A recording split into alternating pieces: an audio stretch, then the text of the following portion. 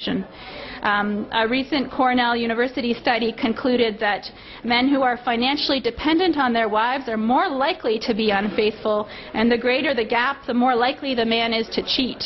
The lead author surmised that making less money than a wife threatens a husband's gender identity and nudges him to cheat to bolster it. So that was reported in the Globe and Mail, and it's also an article, I think, which pretty much highlighted Gilder's thesis in action, and this was in pretty recent, just late fall last year. A third repercussion might be what I already mentioned, which is that failure to launch category. Along with stories of the emasculated man, we often read about men or boys, I don't know what to call them. I think somebody came up with the term bands for boys, not men, somewhere in between.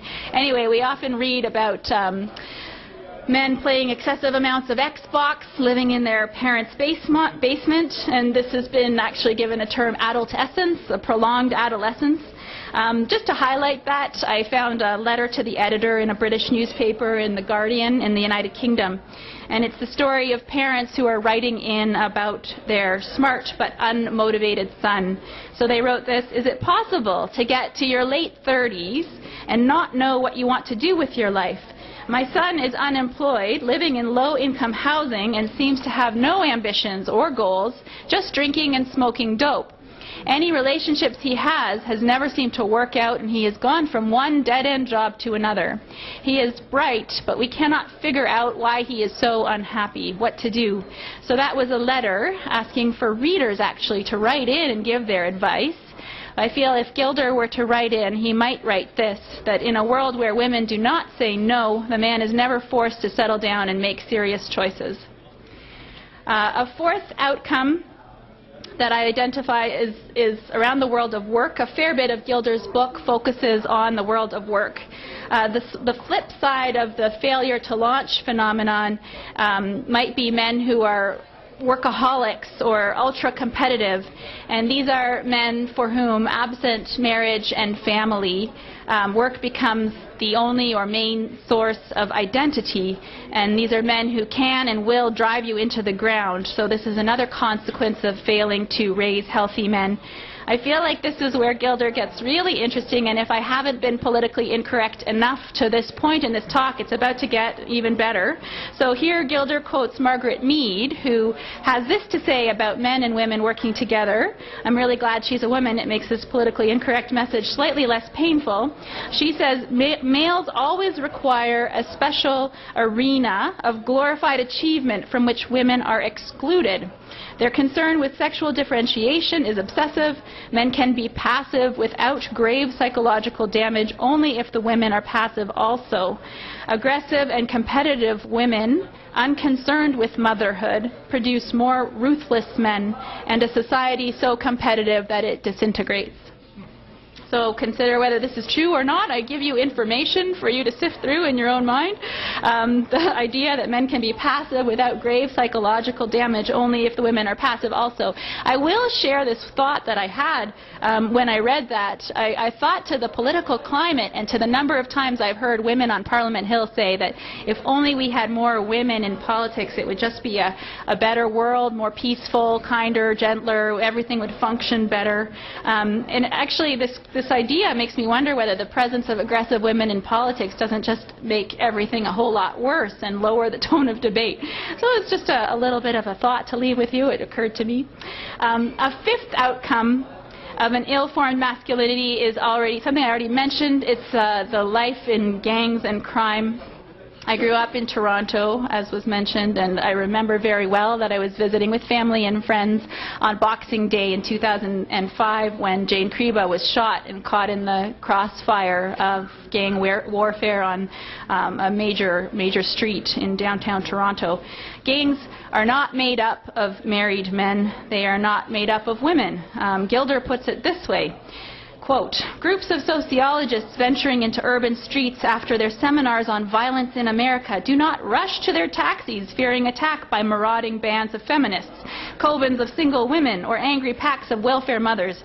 Despite all the movies of avenging women with machine guns, one need have little fear of any group that so much as contains women, or, if the truth be known, any group that contains men who are married to women." So single men do make up the bulk of our crime statistics. A final sixth outcome of a failure to recognize that boys and girls develop differently is seen in our education system and the higher rate of high school dropouts. Boys develop more slowly than girls. This is something fairly well established. Some experts say that a 5-year-old boy is about the age of is about the level of a 3.5-year-old girl. So the idea behind co-education was to, in some circles, was to introduce, in a liberal viewpoint, was to introduce boys to the idea that girls are human beings and everybody can work together. But what Gilder identifies, and perhaps what we're seeing a little bit of today, is that what boys are in fact learning is that unless they are exceptionally bright and obedient, they will be excelled at in their studies by most of the girls. They put on a show for the girls and dominate the class anyway, or they drop out. Now, I have very little experience with this, having gone to an all-girls school for 15 years of high school and kindergarten. Thank you, Mom and Dad. But on an anecdotal level, I feel like this is probably true. In grade 1 and 2, we had boys in our class. And I just thought it's funny to note that the boys always clowned around in such a way that none of the girls ever did, and I have a very, very clear memory of it. I've changed the names to protect the innocent, but Andrew stole the teacher's book with all the answers and filled out his entire workbook before she noticed. Josh took a pair of the craft scissors and started making dramatic gashes in his thick black bangs. I just remember the triangular shape that was left. And Timothy kissed every girl he could plant his lips on, and we all thought it was totally disgusting, and no, I was not exempt. So that's just a short list. I could go on. I just thought it's funny from my limited experience that the little boys were drastically different from the little girls in my class.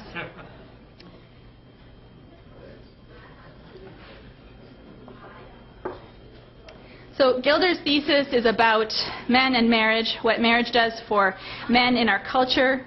And this, in effect, amounts to what women in marriage can do for men and our culture. And it encourages men to work hard to first win a woman's hand, but then to support her as an auxiliary role to her sexual superiority in mothering, something that he can't compete with.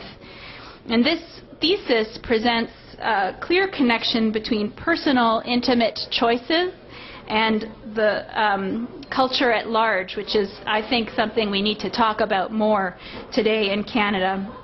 There is a relationship between relational prosperity, our personal lives, and economic prosperity. Before I conclude, I will tell you what I am absolutely not saying with this talk. I am not blaming women for all social ills, and I'm not saying that women shouldn't work. And neither am I suggesting, somewhat simplistically, that a man could be rehabilitated through marriage. There's a divide, I think, between the personal and the social or the societal level, and I think it's really important for women to maintain very high standards in choosing who they will marry and spend the rest of their life with.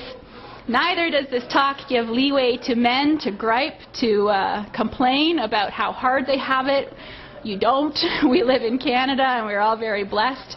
I think an unhealthy ramification of understanding that there are problems with boys and men today would be to do what radical feminists did in the past, which is to sort of push this permanent victimhood status of women, sometimes known as victim feminism. I came upon one sociology professor, Anthony Sinnott, at Concordia University, who he wrote in a recent article, I think it's Psychology Today, he wrote about his concern that we would create victim masculinism. He wrote, we can complement victim feminism with victim masculinism, but victimitis is not a great self-concept for anyone. And I agree. So while I will not blame women for all of society's ills, I will lay some blame with what I will call radical feminism, a stream of thought that initially, in the early years, put men and women at loggerheads.